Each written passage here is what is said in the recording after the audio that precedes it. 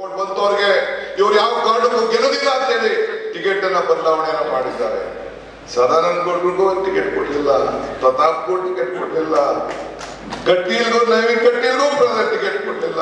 ಶೋಭಕ್ತಿಗೆ go back ಅಂದ ತಕ್ಷಣ ಬೆಂಗಳೂರು ಕಳ್ಸಿಕೊಟ್ಬಿಟ್ರು. ಇದು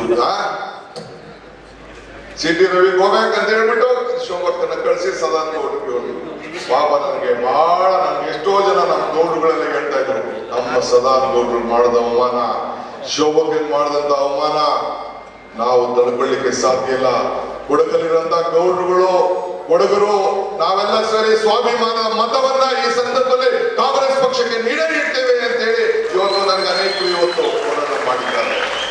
ಬಂಧುಗಳೇ, ನಮ್ಗೆ ಹೇಳೋದು ಇಷ್ಟೇ, ನಾನು ಇವತ್ತು ನಾರಾಯಣನವರು ಕೇಳಿ ಭಾಷಣ ಮಾಡಿಸ್ಬೇಕು ಅಂತ ಆಸೆ ಇಲ್ಲ.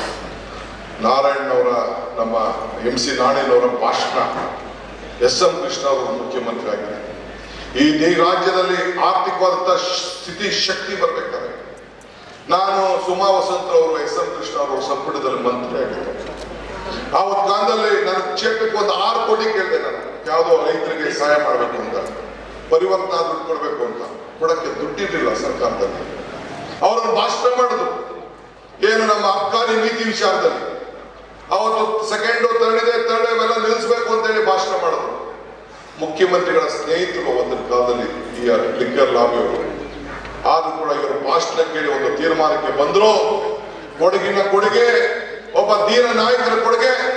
ಆವತ್ತಿನ ಕಾಲದಲ್ಲಿ AK ಸುಬ್ಬಯ್ಯ, ಇವತ್ತಿನ ಕಾಲದಲ್ಲಿ ಮತ್ತೆ MC ನಾಣಯ್ಯ ಮಾಡಿದಂತ ಹೋರಾಟ ಈ ನಿಮ್ಮ ಕೊಡಗಿಗೆ ಒಂದು ದೊಡ್ಡ ಶಕ್ತಿಯನ್ನ ಇವತ್ತು ತುಂಬಿಕೊಂಡು ಅವತ್ತು ರಾಜ್ಯದ ಮುಖ್ಯಮಂತ್ರಿಗಳು ಅವ್ರ ಭಾಷಣ ಕೇಳ್ಬಿಟ್ಟು ಅವತ್ತು ಪ್ರಿವಿಲೇಜ್ ಕಾರ್ಪೊರೇಷನ್ ಪ್ರಾರಂಭ ಮಾಡಂತ ಇತಿಹಾಸ ಇವತ್ತು ನನಗೆ ತಂದೆ ಸಮಾನ ನಮ್ಮ ಶ್ರೀ ನಾಡೇನವರು ಇವತ್ತು ಕೊಟ್ಟಿದ್ದಾರೆ. ಅಂತ ದೊಡ್ಡ ವೀರ ನಾಯಕರ ಇವತ್ತು ನೀವು ಕೊಟ್ಟಿದ್ದೀರಿ.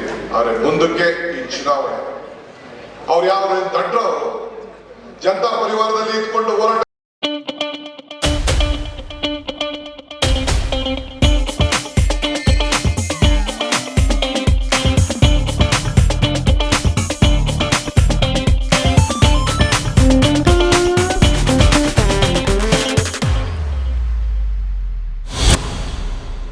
ಮಾಡ್ಕೊಂಡು ಇವತ್ತು ಕಾಂಗ್ರೆಸ್ ಪಕ್ಷಕ್ಕೆ ಸೇರಿದ್ದಾರೆ ಅಂತ ನಾವೆಲ್ಲ ದಡ್ರ. ಇದು ತಾವೆಲ್ಲ ತೀರ್ಮಾನವನ್ನ ಮಾಡಬೇಕು. ಮುಗಿದ ಕಾಲ, ಶಿಲೆಗೊಂದು ಕಾಲ, ನರಕ್ಕೊಂದು ಕಾಲ, ಅಂದ್ರೆ ಮನುಷ್ಯಗೊಂದು ಕಾಲ. ಆ ಕಾಲ ಆಗೋಯ್ತು, 10 ವರ್ಷ ಮುಗಿದೋಯ್ತು. ಮತ್ತೆ ಈ ಕಾಲ ಇರೋದು ಕಾಂಗ್ರೆಸ್ ಪಕ್ಷಕ್ಕೆ ಮಾತ್ರ, ಈ ಹಸ್ತಕ್ಕೆ ಮಾತ್ರ, ನಿಮ್ಮ ಹಸ್ತಕ್ಕೆ ಮಾತ್ರ.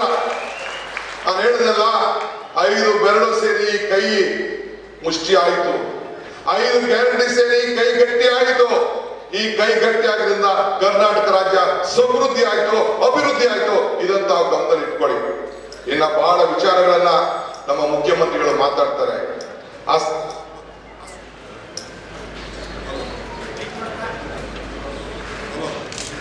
ಹಲೋ, ಹಸ್ತ ಬದುಕನ್ನ ಕಾಪಾಡ್ತದೆ, ಕರ್ನಾಟಕವನ್ನ ಕಾಪಾಡ್ತದೆ, ಕರ್ನಾಟಕದ ಸ್ವಾಭಿಮಾನವನ್ನ ಇವತ್ತು ಹಸ್ತ ಉಳಿಸಿದೆ.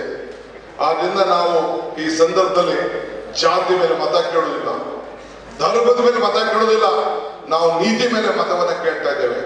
ಆದ್ರಿಂದ ಈ ಸಂದರ್ಭದಲ್ಲಿ ನಮ್ಮ ಕಾಂಗ್ರೆಸ್ ಪಕ್ಷದ ಸಿದ್ಧಾಂತ